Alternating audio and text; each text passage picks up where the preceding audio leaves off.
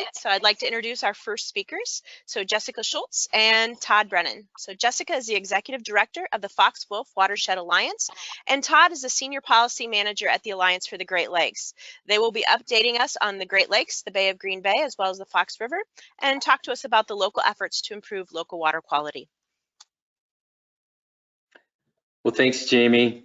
Good morning, everyone. We appreciate everyone attending in this format, and wish we could be in person. We've tried that, but at least this affords us some unique opportunities to hold some additional sessions and breakout sessions, which hopefully can extend the learning. But my name's Todd Brennan, and as Jamie said, I'm with a group called the Alliance for the Great Lakes, and we are a regional organization working to protect the water and sustain the life that depends on our Great Lakes. And this is, I think, our 6th year supporting and helping to coordinate the Fox Watershed Farmer Roundtable. So you may have seen me before, different machinations of my facial hair, but still the same guy inside. And we've been doing this for, we've been really pleased to be doing this, and we've been doing it for 2 reasons. One, to bring awareness to the water and what nutrients can do in the form of nutrient pollution that causes harmful algal blooms in the whole system on the Fox watershed. So that's from Lake Winnebago to the Fox River and the Bay of Green Bay, as well as other parts of the Great Lakes. You're not alone in that case. But also the second most important reason is the conservation that really holds the key to diminish and eventually stop these algae blooms from occurring. So we know that in doing more conservation, that your land will improve, and as your soil health improves, which makes your farm more resistant to that harmful runoff and nutrient pollution that can shed off the land, affecting the water. We also know it means your fields and towns are less prone to flooding, which contributes less to downstream flooding, which makes the downstream communities that receive that water more resilient. So that is what we hope and work and plan for, and why we're here with you today. Lastly, I want to introduce Jessica Schultz with the Fox Wolf Watershed Alliance, who is ours and your local partner in the Fox Wolf Watershed, helping to do that work. We've teamed up with Fox Wolf Watershed Alliance, who is now coordinating the Fox Watershed Farmer Roundtable, and is doing an awesome job. Thus far, so far, you know, fingers crossed, we haven't had a hiccup. So really hats off to them, and I want to thank them. But we've also partnered with the Fox Wolf Watershed Alliance on a basin-wide planning effort that really just leverages a lot of the good work that's already happening in the watershed and the momentum that has been building farm by farm, watershed by watershed in the Fox Wolf Basin. And we're now aiming towards a goal of achieving a 30% reduction by 2030 and a 60% reduction in phosphorus by 2040. So I know that sounds like maybe a big goal and a long way off, but I also, as I tell people, for example, the 30% reduction by 2030, that's just 10 growing seasons between now and then.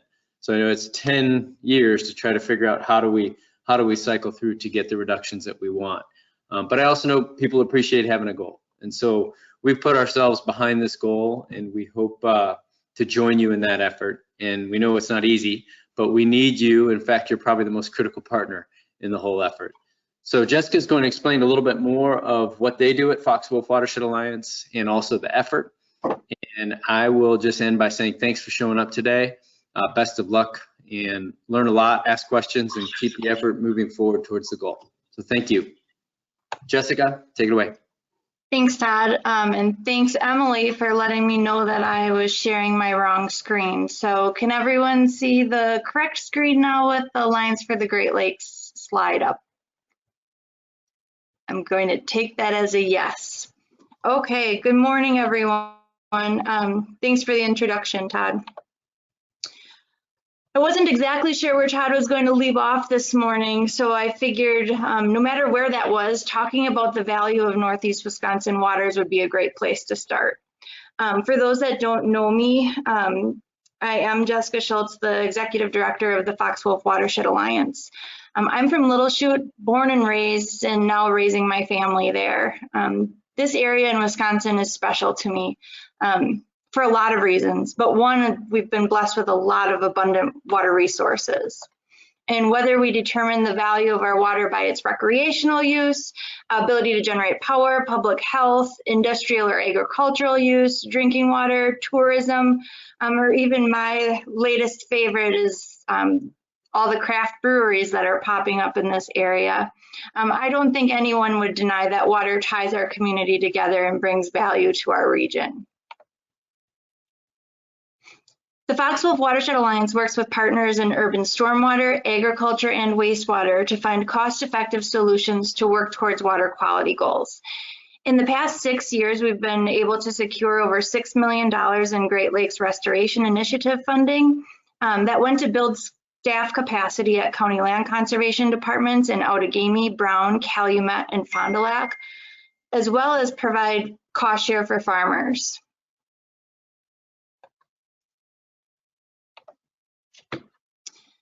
For those not familiar with the Fox Wolf Basin, it's a large land mass that covers 10% of Wisconsin's land, boasts 17% of Wisconsin's in-lake surface water, and drains to the Bay of Green Bay.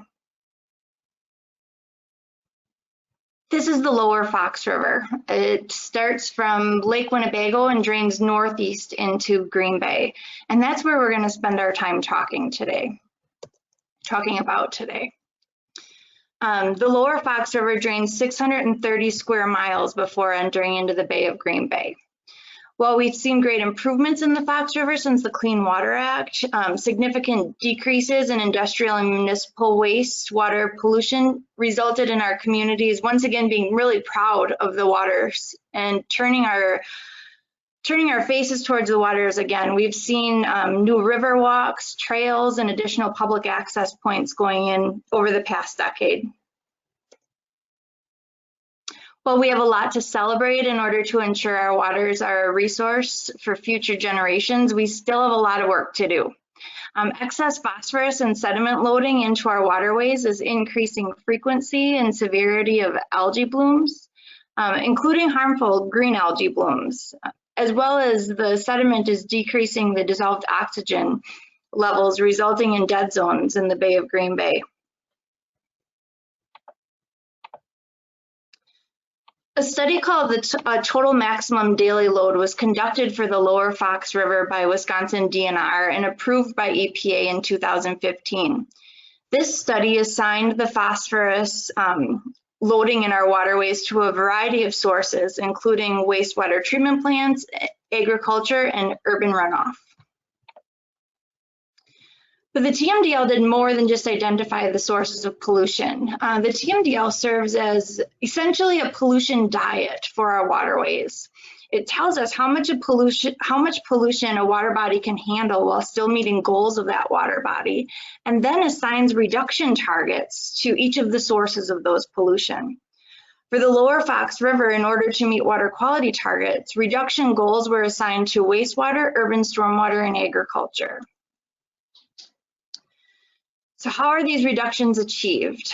Wastewater treatment facilities have Wisconsin Pollution Discharge Elimination System permits, WPDES permits, that require compliance. Since the time of TMDL approval in 2015, reduction targets have been worked into all treatment facilities in the lower Fox River. Wastewater treatment facilities have 5 years to meet reduction targets to remain in compliance with their permits, unless they choose an alternate compliance option. While most wastewater treatment facilities are choosing to do bricks and mortar facility upgrades to meet their permit requirements, there are some that are exploring other options. One of those is New Water, the Green Bay Metropolitan Sewerage District. They launched a new program to improve area streams and habitat and preserve sustainable agriculture in order to achieve permit compliance through a new option called adaptive management. After they completed a pilot project in Duck Creek that proved successful in showing that New Water could work with landowners to improve water quality through practices such as increased ground cover and stormwater management, New Water selected Ashwaubenon Creek and Dutchman Creek watersheds for implementation of a long-term watershed program that will be included in their wastewater discharge permit. we have any farmers joining us today from Ashwaubenon and Dutchman watersheds, watch for new water working in your watershed. I think they're going to be a great partner to you over the next 5, 10, 15, 20 years. 25 communities in the lower Fox River have MS4 or Municipal Separate Storm Sewer System permits through the Wisconsin Department of Natural Resources that will require them to meet TMDL reductions from the stormwater that runs off their communities prior to reaching the Fox River. In 2018, MS4s in the area had to submit a plan to DNR to outline how they would work towards the TMDL goals. And now each year, the communities must submit an annual report that show how they're making progress towards those goals. It's anticipated that MS4s will have 3 to 4 permit cycles or 15 to 20 years to meet compliance. Just like agriculture practices, there are structural and non-structural best management practices for urban stormwater solutions. Communities will have to use a combination of practices in order to meet water quality targets, especially in the older, more developed communities. Because the reductions required are significant, individual urban residents will be asked to contribute towards improving water quality as well by reducing the amount of runoff that leaves their property through things like permeable pavers or installation of rain gardens, and increasing the quality of water that leaves their property by managing their leaves and sweeping their grass clippings off of hard surfaces. I don't have to tell anyone on this call how important agriculture is to Northeast Wisconsin. Besides covering a large portion of our landscape, a healthy agricultural system is part of our community and our economy. While there are some state standards for agriculture that work towards conservation, the targets that are identified within the TMDL are for the most part beyond any requirements that exist. Meeting the agricultural conservation goals beyond the state standards will take producers like you all on the call today voluntarily implementing conservation practices. In order to meet water quality goals, a combination of cropping practices and or structural practices will have to be applied to the majority of the acres in the watershed. There are many organizations, many of whom are represented on the call today, who are working to increase efficiency of these practices. To learn more about how to implement practices like cover crop and reduced tillage to increase soil health. There are many farmers, again, many of you who are on the call today, who are already testing innovative solutions and new equipment, who are opening up their fields to research and monitoring so that we can better understand the practices that have the largest impact on building soil health and improving water quality. There are many of you already who are opening up their farms to field days so that other producers have the opportunity to learn from those of you who are actually doing these practices, and opening up your fields to research for monitoring. So thank you for those of you that are leaders in this already for helping to chart the way. I want to wrap up by letting you know of an effort currently underway being led by the Fox Wolf Watershed Alliance, the Alliance for the Great Lakes, and DNR, as well as many other partners, to figure out how we can move forward to meet these water quality goals over the next 20 years. We know it's an aggressive target for wastewater, for stormwater, and for all of our agricultural producers. But believe that if it can be done anywhere, it can be done in Northeast Wisconsin, if we can all work together. Thank you to all of you who have joined the call today for continuing to learn about these conservation practices. We appreciate you being a partner in conservation. And with that, I'm going to open it up for questions. Thank you, Jessica. And just as a reminder to the attendees, if you have a question, go ahead and type them in the question box within your control panel. So we do have one question. So Todd and Jessica, if you'd like to turn your videos back on so you can address the question. The question is, I see a lot of stream bank erosion. Is stream bank erosion a concern for water quality? Well, that is a really good question.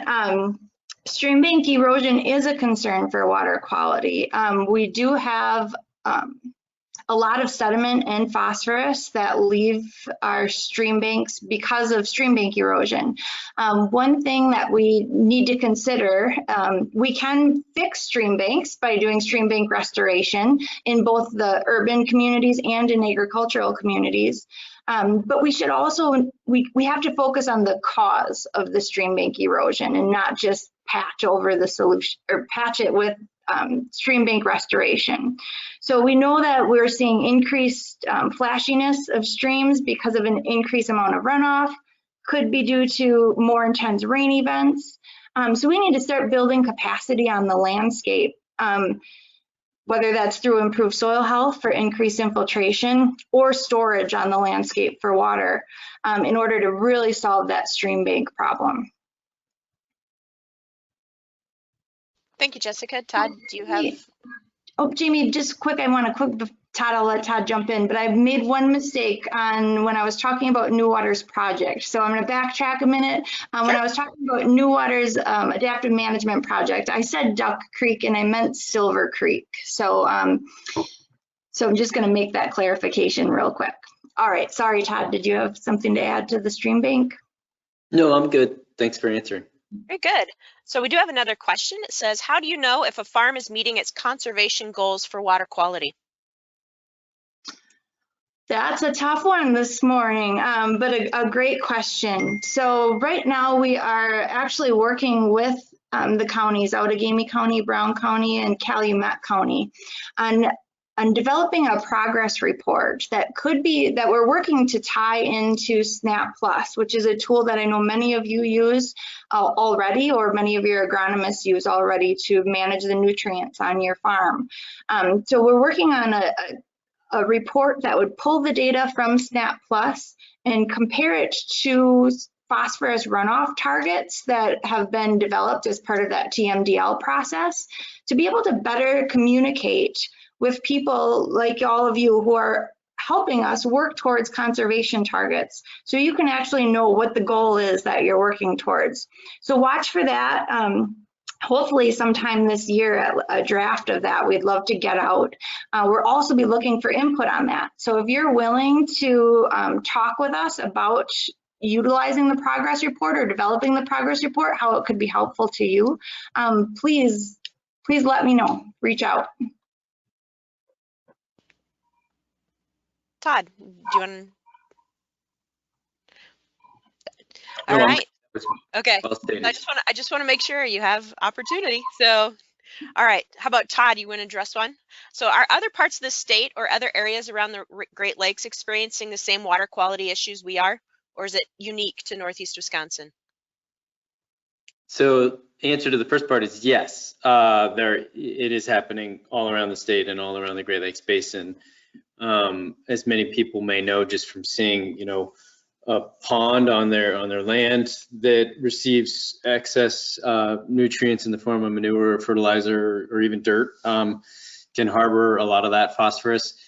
And you'll see the scum that forms oftentimes, not to be differentiated with like duckweed, which is the little petals at the top, but harmful algae usually almost turns the water green. They're blue-green algae. And so that's happening in inland waterways all around the state. Usually what it takes is a sort of a shallower body of water that has a lot of land shedding to it with a lot of nutrients. And so that's what also makes, when you think on a big scale, Great Lakes-wise, you got a lot of water moving in and out. That's why having these harmful algal blooms is usually kind of unique in the Great Lakes, because dilution usually solves that problem. But you see it in these compoundments like Green Bay, where you have a fairly shallow body of water surrounded, and then it's being shed by water a lot of land. And that's the case in Green Bay. It's also the case in Western Lake Erie, shallower body of water being fed by a lot of land. So for example, in Green Bay, 1/3 of Wisconsin sheds water to it ultimately, and it represents about 20% of the watershed area for the entire Lake Michigan. So it's a lot of land shedding to just really a small body of water. And so what's happening on the land is going to dictate the health of the water. So we see these hot spots, as they're called, in Green Bay, Western Lake Erie, Saginaw Bay off the mitt of Michigan are 3 of these algae outbreak hotspots around the Great Lakes. Thank you, Todd. Jessica, do you want to add to? I think as far as the state and the Great Lakes region, Todd is much more of an expert than I. So I will add, though, that Lake Winnebago does experience a lot of harmful algal blooms, and they are increasing in intensity. And just so everyone knows, we're talking about the lower Fox today, but a very similar effort is taking place around the Lake Winnebago system and the drainage area for the upper Fox and Wolf rivers. So a lot of great work being done by farmers and conservation professionals to work together to figure out how to improve runoff. Again, we got a long way to go, but we do have a lot to celebrate. Thank you, Jessica and Todd. And probably one of our last questions for today for you until the end of the webinar. Are there any new projects coming up in 2021 that you're really excited about?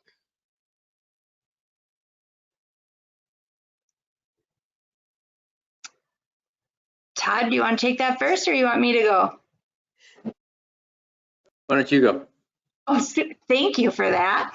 There are a lot that I'm excited about. We are part of the planning effort that I mentioned at the end. We are starting to build a brand for the Lower Fox River recovery effort that we can engage a variety of stakeholders with, to let them know about what's happening in the region and to build support, whether that is increasing financial support so we have cost share dollars to continue with implementation, or increasing volunteer support to do projects out on the landscape. So I'm excited that we're going to be getting more people involved with the recovery effort. On that note, we'd love to tell people stories. So if you are doing something on your farm, or if your organization is doing something that is worth highlighting, we do send out newsletters to the public. Please let us know, and we'll share your success because that definitely motivates others. Well, and I want to plug something for Jessica.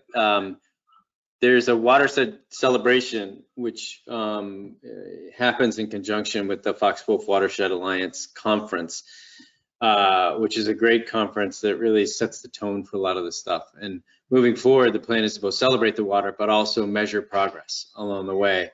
And so tune in to that. And I don't know, Jessica, if you can key in on what night that is, and if there's a way that people can find out more info.